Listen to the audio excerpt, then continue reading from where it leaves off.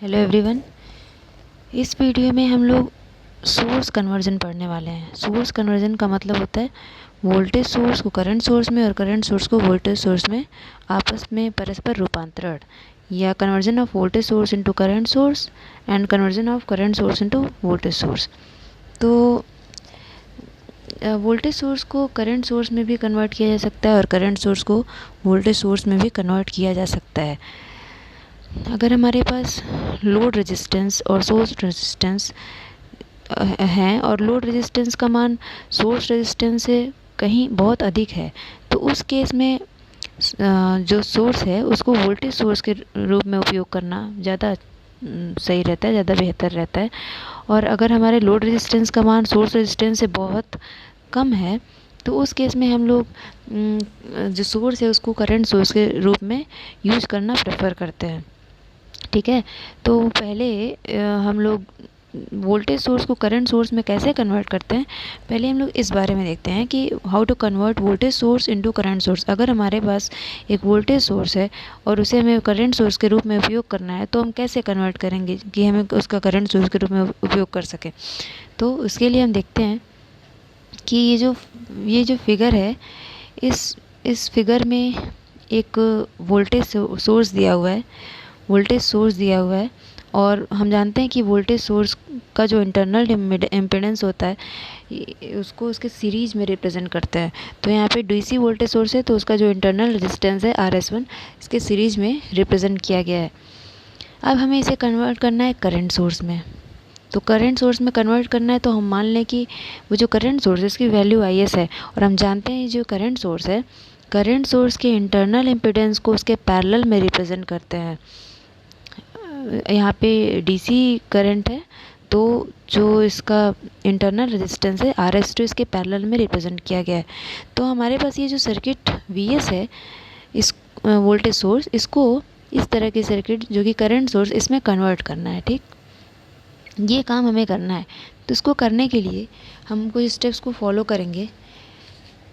तो पहले स्टेप में हम क्या करेंगे कि पहले स्टेप में हम इन दोनों सर्किट्स में, जो ये फिगर A जो हमारा वोल्टेज सोर्स है और जो फिगर B है करंट सोर्स, इन दोनों सर्किट्स को हम शॉर्ट सर्किट करेंगे या लघुपथित करेंगे। ठीक है, तो लघुपथित या शॉर्ट सर्किट करेंगे तो शॉर्ट सर्किट में करंट फ्लो होगी, शॉर्ट सर्किट वाली जो ब्रांच है, तो शॉर्ट सर्किट वाली ब्रांच में जो करंट फ्लो होगी, तो अगर ये दोनों सोर्सेस, दोनों जो सर्किट है फिगर A और फिगर B, इनको अगर इक्विवेलेंट बनाना है, दोनों सर्किट को तुल्य बनाना है, तो शॉर्ट सर्किट करंट का मान दोनों ही केसेस में सेम होना चाहिए। ठीक है, तो फिगर A में अगर हम देखें तो I शॉर्ट सर्किट, इस फिगर में I शॉर्ट सर्किट का मान कितना होगा। इस फिगर में I शॉर्ट सर्किट ओम के नियम से V बराबर I अपॉन R, V बराबर I इंटू R होता है, तो I बराबर क्या हो जाएगा V अपॉन R। तो I शॉर्ट सर्किट बराबर कितना हो जाएगा VS अपॉन RS1।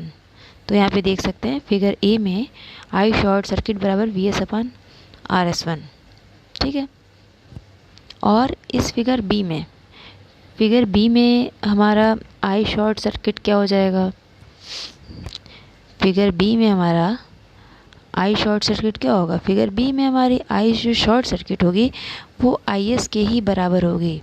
ठीक, ऐसा क्यों है, ऐसा इसलिए है क्योंकि ये जो हमारा यहाँ पे हम देख सकते हैं कि एक तो करंट सोर्स IS है, उसके बाद दो और ब्रांचेज हैं। तो एक ब्रांच में रेजिस्टेंस जो है RS2 है और दूसरी ब्रांच शॉर्ट सर्किट ब्रांच है। तो जो शॉर्ट सर्किट है उसी ब्रांच से हमारी सारी करंट शॉर्ट सर्किट ब्रांच से ही जाएगी। RS2 वाला जो रेजिस्टेंस है उससे करंट नहीं जाएगी। सारे ब्रांच, हम जानते हैं कि current always follow the minimum resistance path, और अगर पाथ वो शॉर्ट सर्किट का हो तो सारी करंट शॉर्ट सर्किट वाली ब्रांच से पास हो जाती है। तो RS2 में कोई करंट नहीं फ्लो होगी। तो हम कह सकते हैं कि फिगर B में, जो कि करंट सोर्स वाला जो फिगर है, इसमें I शॉर्ट सर्किट का मान कितना हो जाएगा, I शॉर्ट सर्किट का मान IS हो जाएगा। ठीक, तो यहाँ पे देख सकते हैं हम फिगर बी से आई शॉर्ट सर्किट बराबर आई एस। अब क्योंकि हमें वोल्टेज सोर्स को करंट सोर्स में कन्वर्ट करना है तो हमने इसे इन दोनों सर्किट्स को शॉर्ट कर दिया। तो इन दोनों सर्किट्स में जो शॉर्ट सर्किट करंट फ्लो हो रही है, दोनों सर्किट्स को तुल्य बनाने के लिए, इक्विवेलेंट बनाने के लिए इन दोनों सर्किट में जो आई शॉर्ट सर्किट है उसका मान दोनों केसेस में बराबर होना चाहिए। ठीक, तो इस तरह से हम फिगर ए से जो हमें आई शॉर्ट सर्किट मिला है और फिगर बी से जो आई शॉर्ट सर्किट का जो मान मिला है, दोनों को अगर हम इक्वेट करेंगे तो इक्वेट करने पर हमारा जो इक्वेशन 1 निकल के आएगा, दैट इज़ आई एस बराबर V S upon R S one. ठीक, ये तो हमारा स्टेप 1 हो गया जिसमें हमने आई एस बराबर V S upon R S one ये मान देख लिया। अब स्टेप 2, इसमें हम क्या करेंगे कि जो वोल्टेज सोर्स वाला फिगर है फिगर ए और जो करंट सोर्स वाला जो फिगर है फिगर बी, दोनों को ओपन सर्किट कर देंगे। ठीक है, ओपन सर्किट करने पर दोनों केसेस में जो ओपन सर्किट वोल्टेज होगा, अगर दोनों सर्किट्स इक्विवेलेंट हैं तो दोनों ओपन सर्किट वोल्टेज भी इक्विवेलेंट होना चाहिए। तो उस केस में हमारा क्या होगा, उस केस में हमारा ओपन सर्किट वोल्टेज दोनों केसेस में इक्विवेलेंट या तुल्य होना चाहिए। तो पहले हम बारी बारी से फिगर ए और फिगर बी में ओपन सर्किट वोल्टेज को कैलकुलेट करते हैं। तो पहले तो हम देखें कि फिगर ए में ये जो वोल्टेज सोर्स वाला फिगर है, इसके दोनों टर्मिनल्स को ओपन करने पर वी ओपन सर्किट, ये इसका मान ओपन सर्किट वोल्टेज का मान क्या होगा, क्योंकि इसके दोनों टर्मिनल्स ओपन हैं तो इसमें कोई भी करंट फ्लो नहीं होगी। अगर करंट फ्लो नहीं होगी तो जो रेजिस्टेंस RS1 है उसमें कोई भी वोल्टेज ड्रॉप या पोटेंशियल ड्रॉप नहीं होगा। और अगर पोटेंशियल ड्रॉप नहीं होगा तो ए और बी टर्मिनल्स के अक्रॉस जो वोल्टेज है वी ओपन सर्किट, वो किसके बराबर होगा, वो वी एस के ही बराबर होगा। तो इस तरह से हम कह सकते हैं कि फिगर ए से V open circuit voltage equal to V S. अब अगर हम फिगर बी की बात करें तो फिगर बी में हम देख सकते हैं कि फिगर बी में क्या होगा, ओपन सर्किट वोल्टेज का मान, इसमें जो आई एस करंट फ्लो हो रही है, जो करंट सोर्स आई एस है उससे जो करंट फ्लो हो रही है आई एस, वो सारे के सारे करंट कौन से ब्रांच से जाएगी, रेजिस्टेंस वाले RS2 वाले रेजिस्टेंस वाली ब्रांच से जाएगी उसके, क्योंकि ए और बी के बीच में ओपन सर्किट है तो ओपन सर्किट से कोई करंट फ्लो नहीं होगी। तो RS2 जो रेजिस्टेंस है उसमें बहने वाली धारा का मान कितना होगा, उसमें बहने वाली धारा का मान या करंट का मान IS होगा। तो अगर RS2 में फ्लो होने वाली करंट का मान IS है तो RS2 जो रेजिस्टेंस है उसके अक्रॉस कितना वोल्टेज होगा, कितना वोल्टेज ड्रॉप होगा, तो RS2 के अक्रॉस जो वोल्टेज होगा वो हो जाएगा RS2 इंटू IS। ठीक, और टर्मिनल्स ए और बी के बीच का जो वोल्टेज है वो ओपन सर्किट वोल्टेज है, वो किसके बराबर होगा, वो RS2 के अक्रॉस जो वोल्टेज है उसी के बराबर होगा। ठीक है, तो वी ओपन सर्किट का मान कितना हो जाएगा, क्योंकि RS2 के अक्रॉस वोल्टेज का मान है IS इंटू RS2, तो इस तरह से वी ओपन सर्किट का मान कितना हो जाएगा, IS इंटू RS2। तो हम यहाँ पे देख सकते हैं फिगर बी से वी ओपन सर्किट बराबर IS इंटू RS2।